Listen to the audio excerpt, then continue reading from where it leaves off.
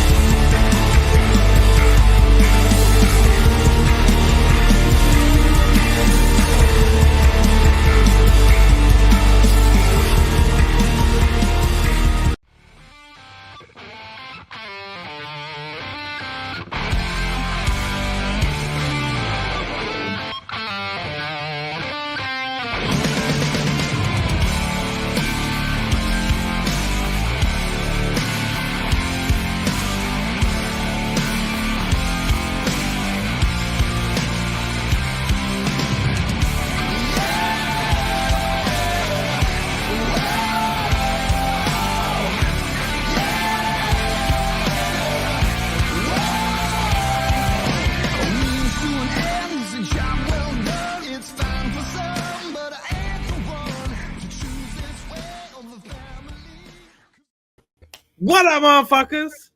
What up? Happy Friday. Here we are. Yeah, happy Friday, episode 2 of Sound Injection. And this Marilyn Manson-like motherfucker, rock star fashion, is fucking late. Of course. So, damn, no, he's not. Yes! He's right on time. He's like, ha ha ha. That's what you get. He made me a liar. He did. Good job. Also, typical rock star fashion, Raven's gonna be late. Nope.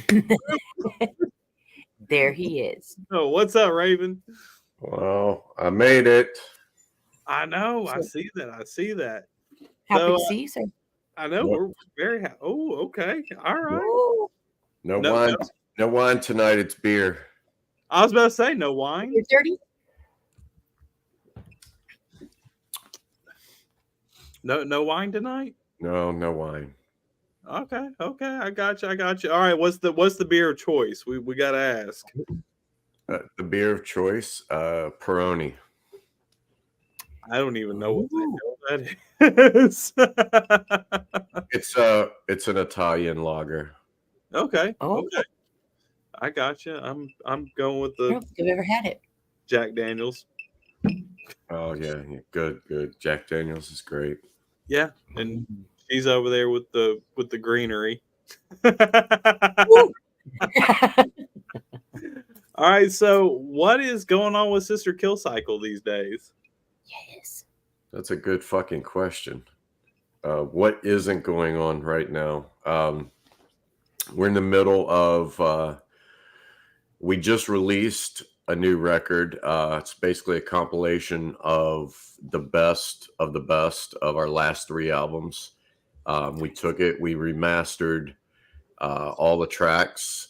We added a couple of alternate mixes of some of the tracks. So there's some cool stuff on there nobody's ever heard, unreleased stuff. We're also writing a brand new full-length record to come out this fall. Fuck yeah. That's exciting news. I can't wait to hear some of that. Yeah, everything's available now all over the world, wherever you can get music. So the album is called Blood, Money, Death. That's the one we just released. And we don't even have a working title for this new one yet. I believe it's just These Fucking Songs. I feel like that's how it always is anyways, whenever you're first starting. So, you know, I definitely get that. So do you guys have any tours lined up? Are you going to do any touring here in the near future? We have some on-off dates lined up for the rest of the year. A lot of people have been asking for, a proper tour, but right now, just with writing the record, I think it would be more of a put off and back shelf, what the momentum we were doing with the record. We do have quite a few, like I said, on-off shows coming up in, I believe it's August 30th, 31st, and September 1st. We're going to do a string of Florida dates with October Noir down here. We're actually doing a lot of work with October Noir this year. People can't tell. We kind of buddied up and we like the way the bands work together. We're different enough to stand out, not step on each other's toes, but alike enough that the show just works. Plus, they're a bunch of fuckers like us, so it's really good working relationships. Okay, I heard a little rumor that actually has some of the former members of Typo Negative. No, that we're all friends with the guys from Typo Negative, the October Noir and myself as well, and have been for some time. There's a band called IEYEAM, and that features two of the guys from Typo Negative, which we kind of pal around with also. Okay, I got you. Excellent. So I actually have a question. Somebody actually asked, "What is your favorite drink of choice?" Favorite drink of choice? It would have to be. It would have to be between. I can't pick one, but it would have to be between two. Either like a European absinthe or a really nice Cabernet wine. Okay. I have had absinthe a handful of times, and those were not good times at all. I just got really bad absinthe. I had no idea what I was doing, but it was not fun at all. You have to kind of slip into absinthe like a hot tub. If you just jump in, you're gonna get shocked and burned and want to get back out. You gotta. Oh no, that's exactly. He probably eased his way into the whole bottle. That's probably what happened. No, he was given his background. He was probably doing shots like it was 190 grain. So basically, right. So I was actually the first time I ever did absinthe. I was in New Orleans, and I don't remember what bar we were at because I don't remember much of that fucking night to begin with. And we were on tour, and they brought it up and did the whole sugar cube, and I remember sugar cube and flame. And dump into the glass, and it was a big ass glass, and I didn't know that you were just supposed to sip on it, so I fucking downed it, just boom, fucking go, like a shot. Yes. See, you're that was a horrible idea, and I did about 4 or 5 of them before it hit me, and it was not fun at all. Let me tell you right now, it was not a good time. Yeah, four or five glasses of absinthe like in a row is pretty hardcore.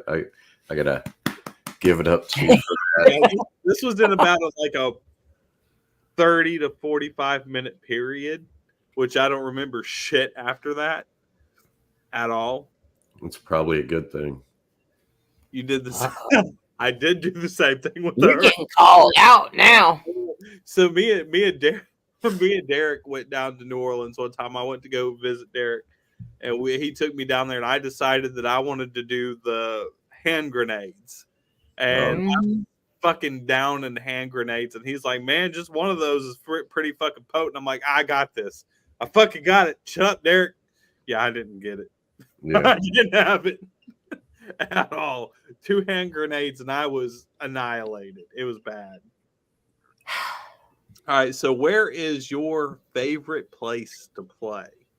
Like, what is your favorite venue you've ever played? And who did you play with? There's so many like really cool venues. I mean, we've been doing this for a while, so I've been fortunate enough to be all over like the country so many times. Probably the one that really stands out for me, and it's because it's personal. We got to open for Typo back in the day at L'Amour's in Brooklyn, which is kind of, it's kind of like their popular spot. I know everybody knows CBGB's over in, the Lower East End, but L'Amour's was like, it's the place where you saw real fucking metal bands. Right. So that was probably one of my favorites, and it just obviously because of the emotional connection, we got to play on the same stage as Typo Negative, and that was I mean, they're kind of like the godfathers of like fucking goth rock. And I've actually seen online there's several people that have actually put you in that same category as kind of being some of the pioneers of goth rock and goth metal. So I mean, how do you feel about even being put into that category? It just blows my mind. I mean, I just do what I do.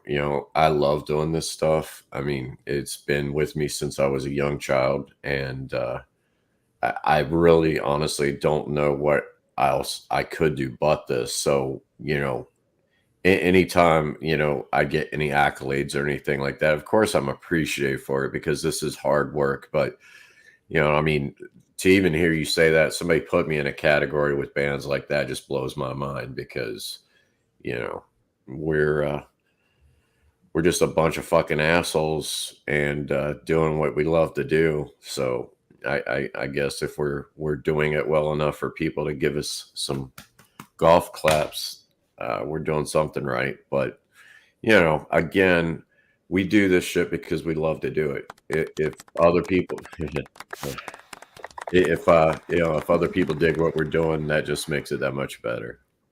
Right. So we got another question right here. What made you want to pursue music? Well, that's an easy one.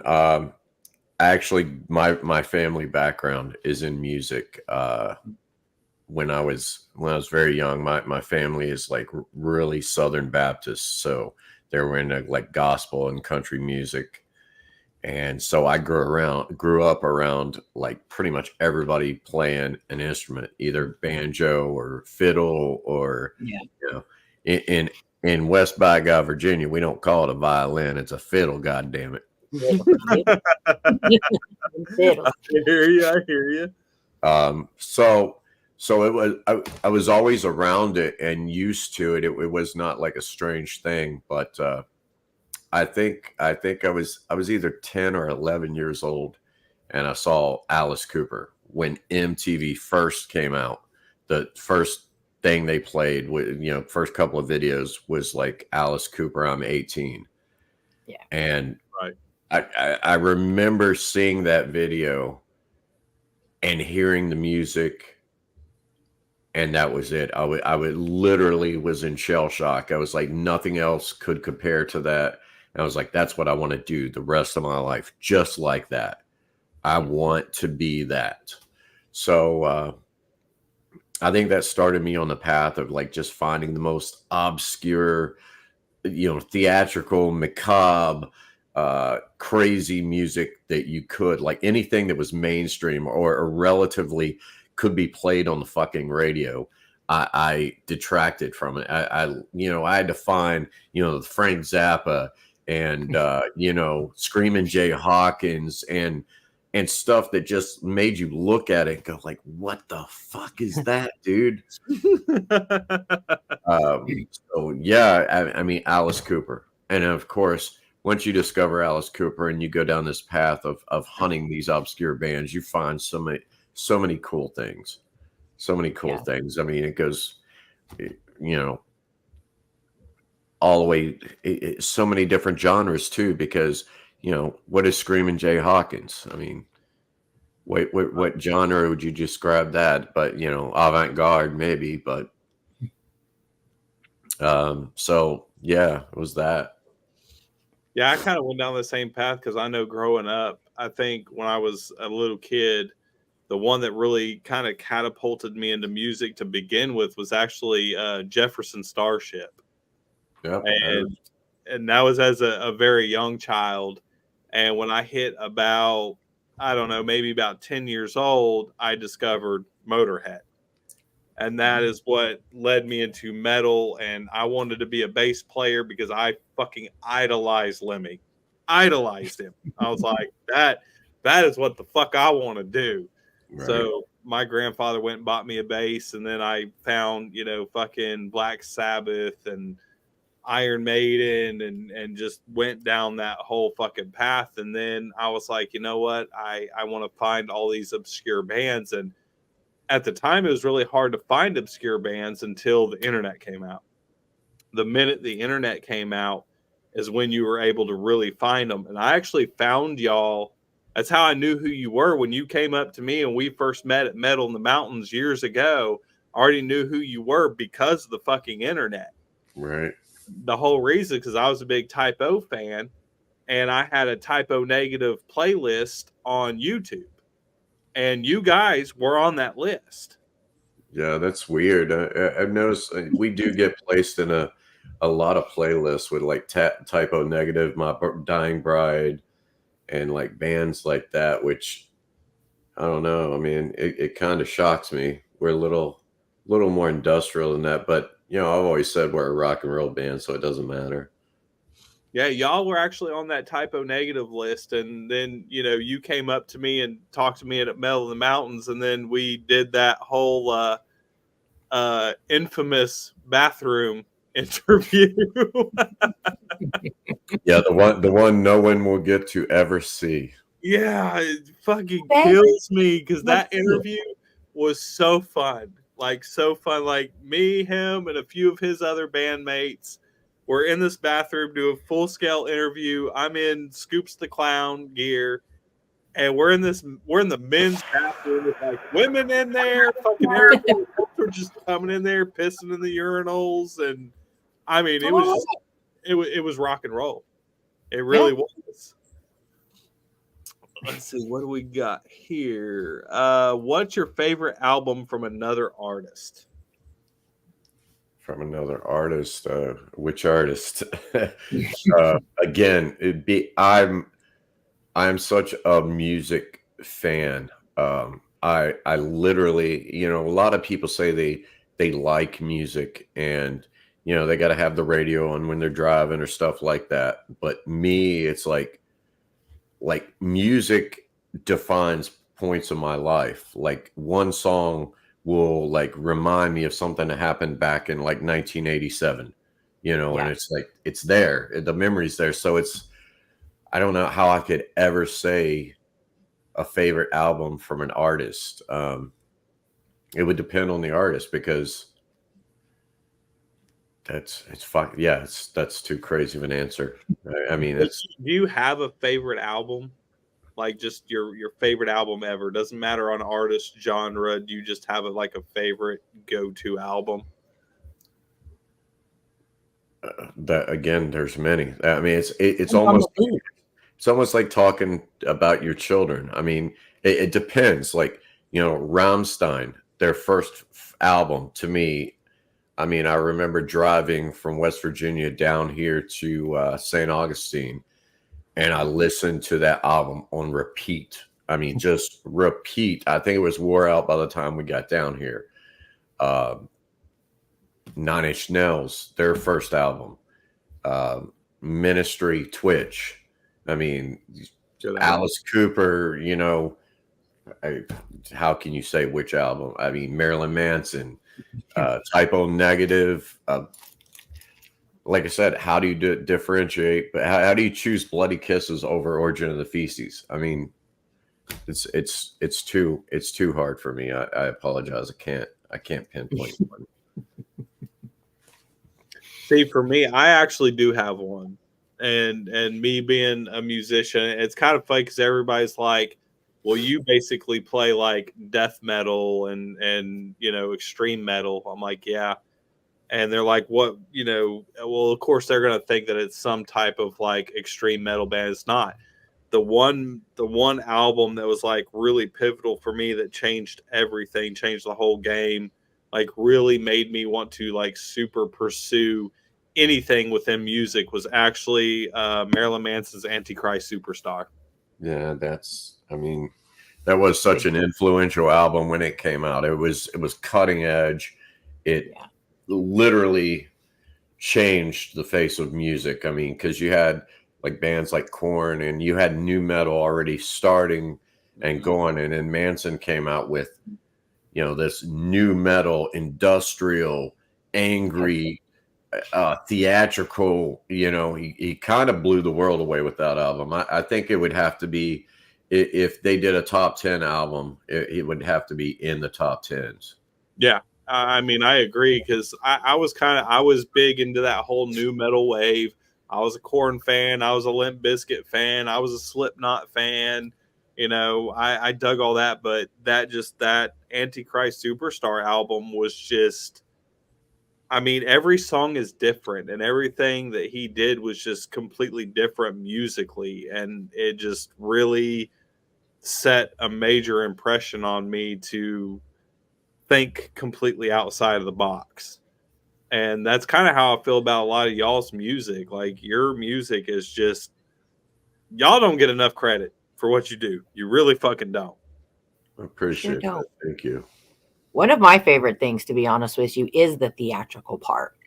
Like I have two of the ones that I really super liked, which was Cruel World, sorry, and Blood Pack. I'll be honest with you, I loved Blood Pack the most. I love the theatrical part. Love it. I always love to add that element into what we do, especially with music videos. I think it gives another layer of depth to any sort of artistic statement or the music itself. When the music can tell a story, but the way I write lyrics very vaguely, so anybody can, like, you know, relate to it. It's not just a story I'm telling. They're like, oh, this is what happened to Raven. No, it could be anybody. This could be your story, could be, you know, Jag's story, whoever. But when you add the visualization in there and the theatrics, it kind of blows that up and like gives people like a conceptualization of what I was thinking about the song. So, I mean, maybe perhaps it draws them in that way, but I mean, I don't think I will ever go back and do a live music video with just the band on stage. I mean, maybe for a live recording, live song we release on an album, something like that. But I love the artistic. You know, I grew up very early age. One of the first bars and things that I could get into was a place called the Grand Palace, and it was a full-on 3-story gay bar with a huge ass oak tree growing up in the middle of the place, and was like, this was, this was late 80s, early 90s. I mean, I was 17. I was not even old enough to get in, but we would go, and it's like, we related to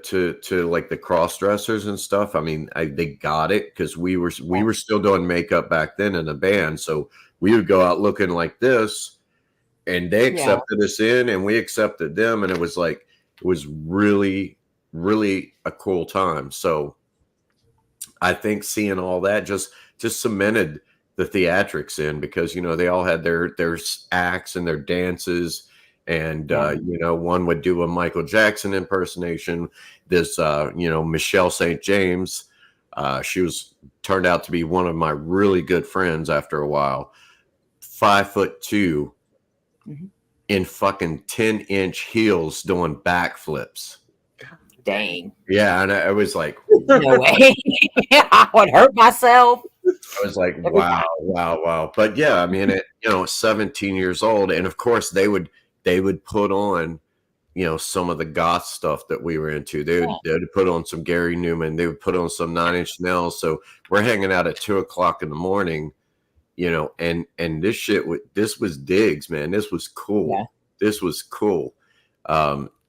So it was like, that was the start of all of this. It was just, I knew before then that we had to do something crazy, but it just helped. They gave us makeup tips, and helped you out a little bit here and there. Yeah, helped me out actually quite a bit, like with stage presence too, because back then I wasn't going to be a singer for the band at all. I was a guitar player. Oh. Okay. On that, guys, we're going to take a really super fast commercial break. We'll be right back with your questions and some of our own. Rise and shine, my sinners. When Father Evil starts his day, he gets a little deadly. Deadly Grounds coffee has the richest, smoothest flavor you'll find anywhere. It's sinfully delicious. Once you go deadly, you never go back. Order yours at getdeadly.com. Coffee's so good, it's scary.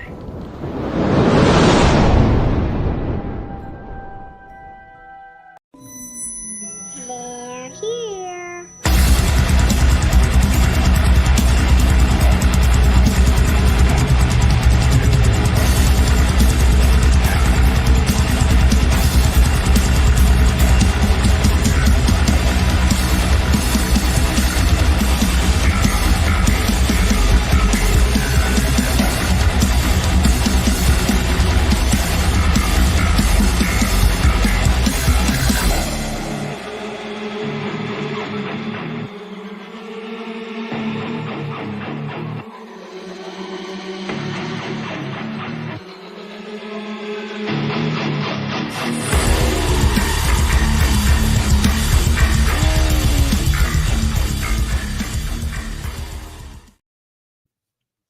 We're back. Yes. So, next one we got. What was your favorite song to work on of yours? Wow. That's actually a really good question. Yeah, it is. A lot of them I love. I mean, I can't really pick one that I don't like, but I would think up to this point right now anyways, one of my favorite to do would probably be Can't Feel.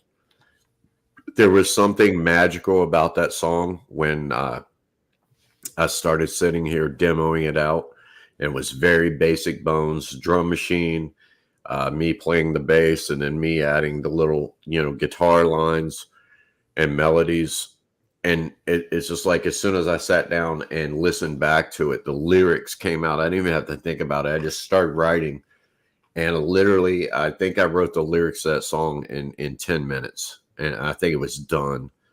So pretty much by the time I sent it to Roy, it was a full finished song. And then, of course, he took it, did his production on it, and you know, made a few little minor changes, but I mean that was basically it. It felt like magic. That song just came out. That's actually my favorite song of y'all's. Yeah, I mean, I think it's the most well written. I think it's the most I guess grown up, you know, serious song. Like if you had to pick one to go on the radio, I think that relates to radio really well. Yeah. Right. I got you. All right. So what song has impacted you the most? My song or someone else's song? I guess either or maybe both. Let's do both. Fuck it. Let's go crazy. Let's do both. Ooh, going crazy. Okay. As I just said, you know, Can't Feel, like up to this point was the song that impacted me like really strongly. But I will tell you, there's one on this new album that is, it's like goosebumps, chill bumps, kind of badass. That's not the one that you were playing on our little phone conversation last weekend, was it? No. That one's cool, but that's like just. Dude, you had me going with that shit when I was listening to the background. I was like, yep, no, Raven, you're killing me. this one's better. If you're a good boy, I may you know, call you in private and let you like hear. Very few people have heard these new tracks yet, so it's one that we're titling right now called Black Day. Okay. If you're really, really savvy, you can go check out. I believe I did it on either Instagram or TikTok. I'm not sure, but there's a video of me doing a little snippet of the chorus. But yeah, it's it kind of knocked my dick in the dirt, just because it's so badass of a song. Sweet. I think probably Ballad of Dwight Fry from Alice Cooper. Just something about that song is haunting, and it's a sadness, but also like a revelation of like growing and you know, chrysalis peeling from the cocoon and blossoming. You know, if you listen to that song, it's like, you know, it's a guy down on his luck, man. He gets thrown in a mental institution, and you know, he doesn't think he's crazy, so he's surrounded by these people who are really crazy, and he's like, you know, living alone in there. And you know, you just go on through the song. I'll let Alice, he can describe it better than I, but I mean, I remember I was sitting with my daughter. She was a baby. She loves Alice Cooper too. She did since she was a baby, and she would sit on my lap, and you know, we would listen to Ballad of Dwight Fry, and then you know, a couple of the older tracks she loved. So we just go over and over. She's like, "Daddy, play Alice, play Alice." Then she got really mad when I got to meet Alice in Phoenix and hang out with him in his private, you know, home. So yeah. All right, Derek, what's your favorite tour food from a gas station? Mountain Dew and Doritos spicy nacho. Oh, yeah, okay. I like the sweet and spicy nacho. Have you tried that one? Is that the one in the purple bag? Yes. That's it. That's what I mean. Yeah. That is the Okay. I actually I dig that new, and I shouldn't be drinking it. The Mountain Dew. God, what's it called? It's got a shark on it, and it's like a melon Mountain Dew. No, I don't drink. I shouldn't be drinking it, but I do. It's this it's like a shark on it. It's like a melon flavored Mountain Dew. That, and of course, another thing that I shouldn't be eating because I'm allergic to it. Fucking Funyuns. Oh, used to love Funyuns. Love Funyuns. but I'm allergic to onions, and it makes my whole face go numb. It is what it is. No, it's not Baja Blast. It is not Baja Blast. I can't remember the name of it, but it's not the Baja Blast. Not at all. All right, so what is okay? What is your favorite pack of condiments from a gas station? Why? We stuck at the gas station. Sorry, Derek's being a motherfucker right now. Because Derek has shared some time with me on the road, and he knows that I'm kind of a ghetto motherfucker when it has to be. Clever. Contrary to what you guys all think, I don't ride around in limos all the time. I don't get pampered. I would like to, but no. So sometimes you got to do what you got to do. And another story from my childhood, probably junior high school or middle school, depending where you are in the world. I met this bum named Butch. And he was like on the train tracks. I used to have to cross across train tracks to get to my school because, I'm a Gen Xer. So we used to walk to school by ourselves. I had to walk too. I understand that pain. Yeah. 10 miles up and down the hills in snow. Yeah. Yep. Yeah. Did all that. Never knew where my parents were. They were gone before we left for school. So we had to wake ourselves up, my little brother and myself. But anyways, long story short, I met this guy, Butch.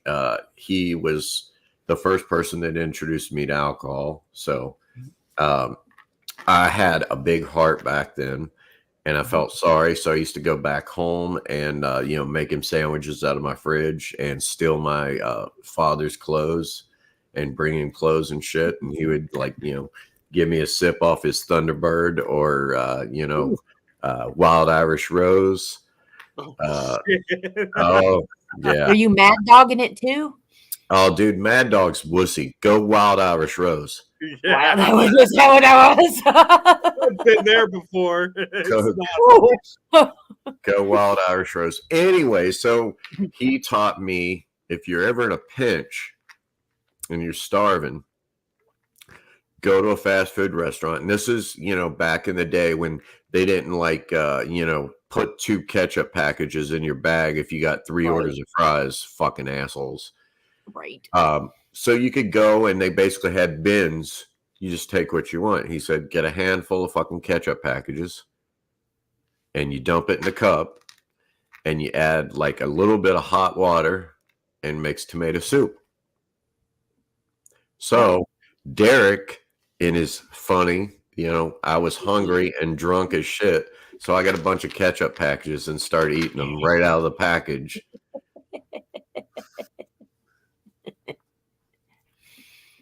Hey, clever. A lot of people know this. When you smoke out, you get cravings and sometimes you get, munchies. I do the same thing when I'm drinking. Well, when I completely understand. When it's 3:00 at the end of the night and you're just walking out of a strip club. I know. Or as Derek would call it, a gay strip club. He likes to make sure everybody knows I hang out with the gays. That's okay. It's all right.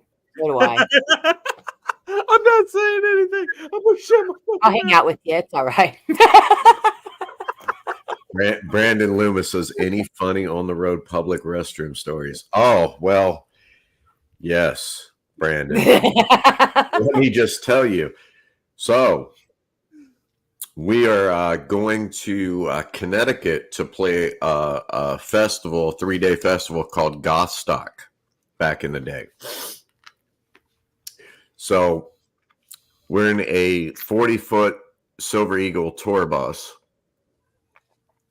And so we stopped at a gas station to fuel up and everything like that. Now, we had already performed the night before. So we didn't get a hotel. We're in our bus. So the makeup is still on, but next day makeup. So it's smeared. It's fucked up. Well, I decided to go in the bathroom, and I had no idea where the fuck we were, what state, anywhere. I just know we were traveling to Connecticut.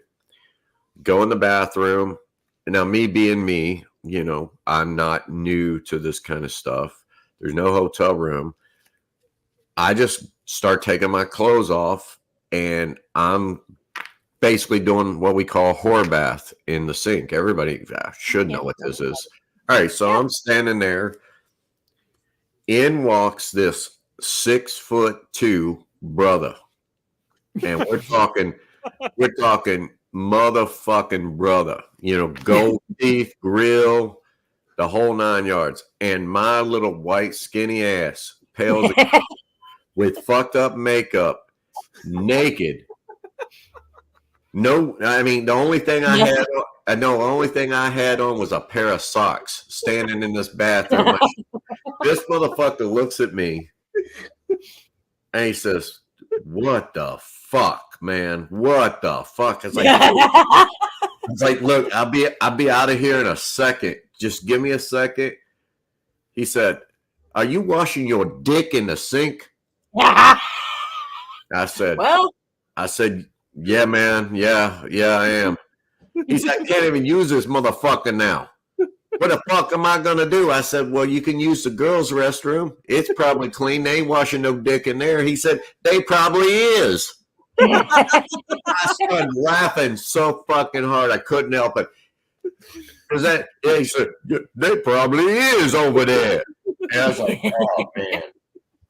So anyways, luckily, my bass player fucking walks in about this time and rescues me from getting my ass beat like the beating of my life. Some people might think that would be a good thing to see, you know, a fucking hungover, fucking drugged out version of me standing naked in a bathroom, you know, but not this dude. No, he wasn't happy about it. He was not happy at all. Maybe he was jealous. Sorry. Not when he saw my dick. He wasn't jealous. I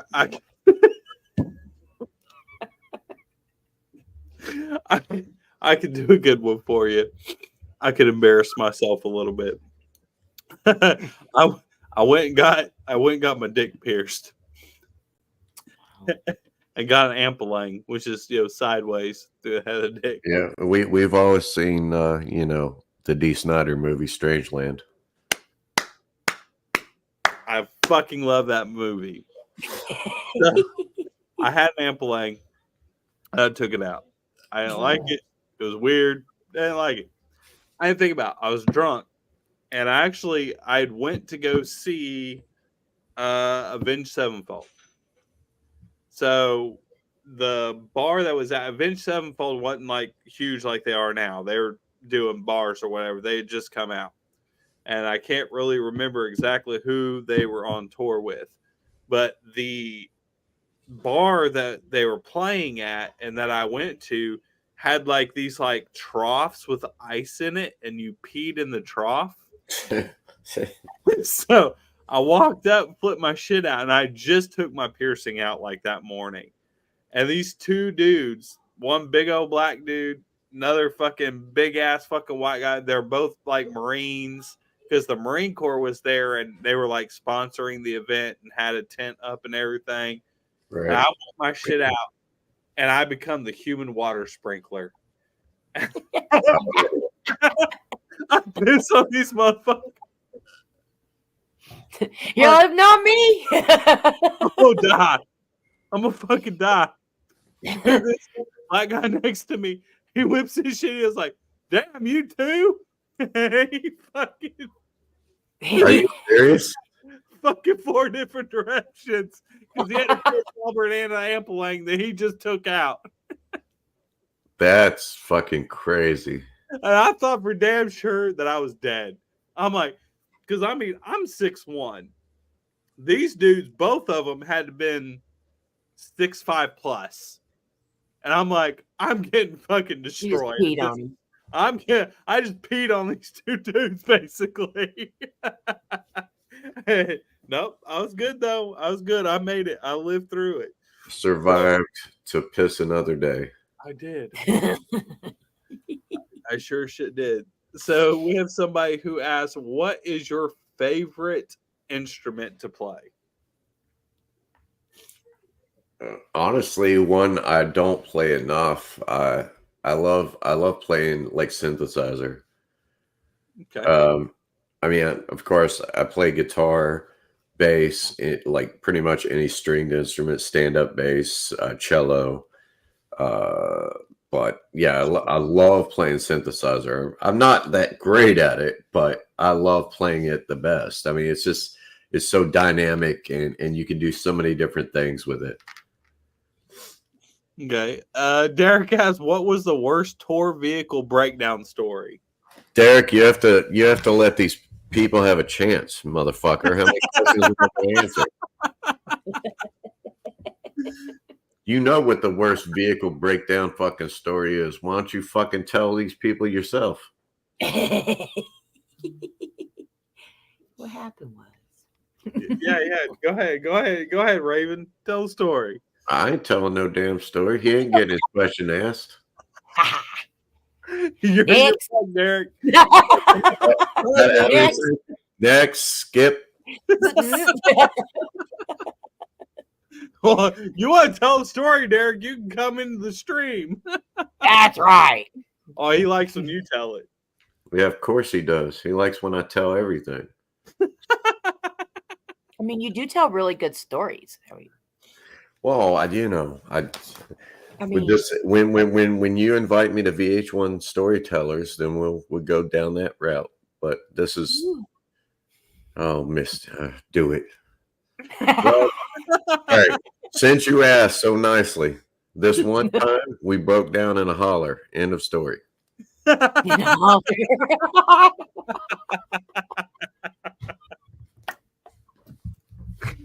Oh shit, you're killing me. Were they playing fiddle?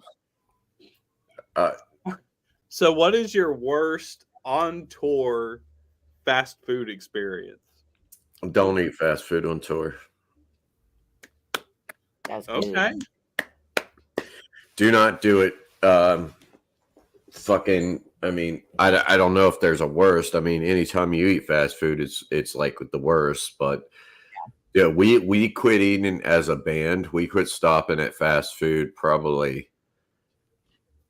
10, 15 years ago. It just, dude, it makes you feel like shit. Like being in a band, a lot of the guys think like staying up late and drinking is what's making them feel like crap all the time. But it's ingesting all this fake food, GMOs, fucking just no value in the food you're eating. You do that for 2 weeks, anybody's going to be sick on the road. You know, stop at a fucking grocery store, get some ham, you know, get some stuff that you can fix, you know, doesn't matter. You get a little Coleman grill, dude. You get grilled chicken outside. That's what we started doing. We got like one of those little propane 2-burner, you know, grills, and we'd be sitting outside the hotel with our beer, wine, and grilling food. Yeah. Okay. Do you like cooking? Are you a big cook? Yeah, I love cooking. It's another passion of mine. Is it? Yeah, I'm kind of good at it as well. So I've been told. But yeah, I love cooking. It's another form of art, and this is a part of me. I guess kind of like as a musician, I'm this way too. But I like pleasing people. Not that, you know. Let's not make this too sexual, but I guess as well. But yeah, I love. There's nothing better than like cooking a meal for the people you care about, and then getting like a compliment back, like that's the best food ever, or you know, please make this, dude. That's awesome. Every time you make it, it's killer. You know, it's a good feeling because I think love starts with food. I mean, really, humanity and health starts with food. So brings you together, get everybody at the table. Speaking of brings me together, I don't know if my wife is watching this, but if you are, could you bring me another beer, please? Raven needs another beer, please. Please. What is the worst thing that you've ever had thrown at you on stage? Bass guitar. Whoa. You had Why? what? Yeah. Well, we will say the bass player that we cannot say his name because he doesn't rate well enough to ever be mentioned that he was part of this band, so we won't say his name. But yeah, he threw his whole fucking bass and fucking just clobbered me in the back of the head with it. So Damn. The fuck? yeah, Hell? yeah, he was not happy about the conversation we had pre-show. I basically told him he needs to suck it up and fucking quit being a baby, get on fucking stage and do his job. So he's a bit of a fucking trashy hillbilly punk rocker, and Dang. I guess that's the way he handled that. He threw his fucking bass guitar at me. So All right. Huh. So Misty asked, what is your favorite thing to cook? Heck yeah. oh man, my favorite thing that I like to cook for myself would be I do these marinated jerk chicken kebabs where I do chicken and steak. And of course, green peppers, onions, red peppers, yellow peppers, do all this stuff and pineapple. And I let it marinate for 24 hours in my own special jerk sauce. But That's what they call that nowadays. sweet and tangy. I only live a couple hours from you. I'm coming over. Uh-huh.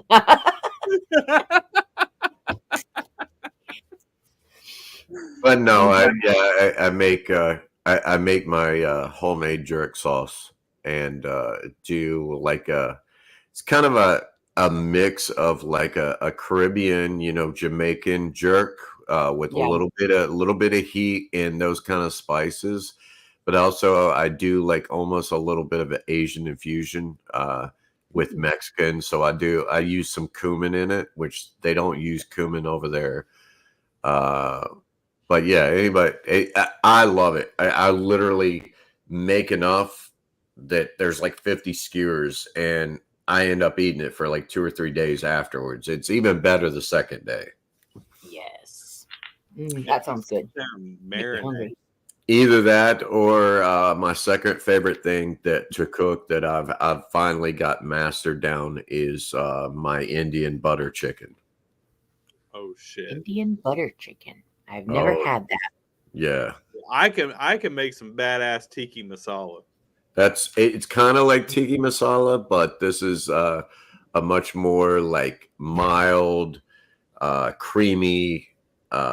There's tomato sauce in it, but it's like heavy cream and tomato sauce. And again, this has to at least marinate. The longer 3 days is what they suggest you marinate it for. But yeah, it just comes out crazy. Like the chicken is so tender when it's done. You never had chicken like this. You can't even hold it together to cut it with a fork. It just Okay. Sounds pretty good. So somebody Dustin, we'll have to have you come down and we'll do like a beer drink and cook thing. We'll like cook for everybody, and maybe we can get Derek to bring the girls in the bus and when we move to the new house. Dude, I'm down. I am fucking there.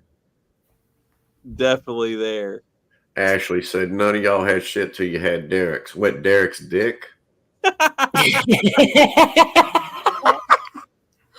This is a no dang dang zone. Oh my god. Lumber snack. Oh, Mr. Lumber Snack. I'll cook tiki masala when I'm there in San Antonio in like 40 something days. I think we're down to about 30 now, 30-ish. So, somebody asked, what was it? Hold on, let me go back to go. what was your favorite band to tour with? Oh, to tour with. I think now obviously it's October Noir. I mean it's no hiding it that we have our bromance, between Tom and I. We just become like really, really close friends. And I love their band and he loves our band. So it's like kind of, bromance thing going on there. But I loved touring with Element A440, dude. Halo and those guys are fucking cool as hell. I actually let them come stay at my house for like 3 or 4 days while we were on tour in between shows. So it was really, really cool touring with those guys. I mean, but I can tell you war stories. I mean, we've toured with Filter, but fucking that guy's a dick. Oh, I would love to hear that. Got Need the rest of that story. I'll say it, and Richard. What's your worst story with Filter? Give us your worst story with Filter. All right, so this was a while ago. We were playing a festival with them called Loco Bazooka. It's like this big touring festival. They actually do like 7 or 8 dates, but it's a touring festival. I think out of Boston. I'm not sure, but it's somewhere up north. So anyways, they were on this with Mushroom Head and Seven Dust, Non-Point, Drag Pipe. I mean, there was a bunch of bands. I mean, there's probably like 20, 25 bands on this major, huge tour. So we're hanging out backstage. And, I mean, a lot of people know I smoke cigarettes and, whatever. I know it's not hip these days, but I do. So there. Anyways, so I'm standing here in what we call the staging area, and it's in between backstage and like the eating tent. So it's like kind of like a middle of the city backstage in this festival area. So I'm standing back there, and my ex-wife at the time was wanting to smoke a cigarette, and I had my leather pants on and I had pockets, so I didn't have like a lighter on me or anything like that. So fucking Richard Patrick's standing there.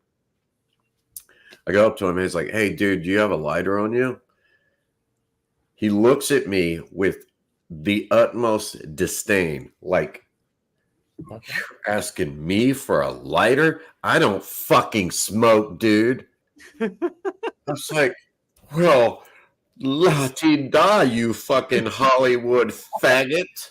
I gotta beat your ass for your goddamn stupid ass comment and being rude to my fucking wife, you son of a bitch." I looked at him. I was like, "All right, fuck you, dude." That's all I said. I said, "Fuck you, dude," and walked away. That is the most rude, fucking unpleasant, unhappy son of a bitch I ever had the misfortune to share a stage with. All right. I wanted to look at him and say, "Are you pissed off because Trent got rid of you?"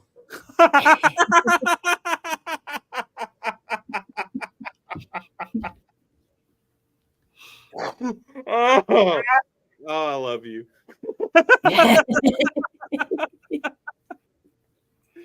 Oh shit! On that, we are coming up towards the end of the show. Does anybody have any last minute questions for Raven? Anything you want to ask? You better get it in because I have a last minute question.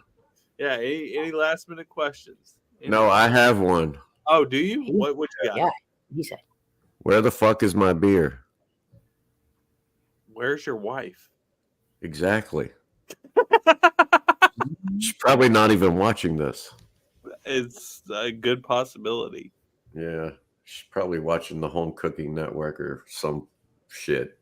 On that, ladies and gentlemen, you stay put, Raven.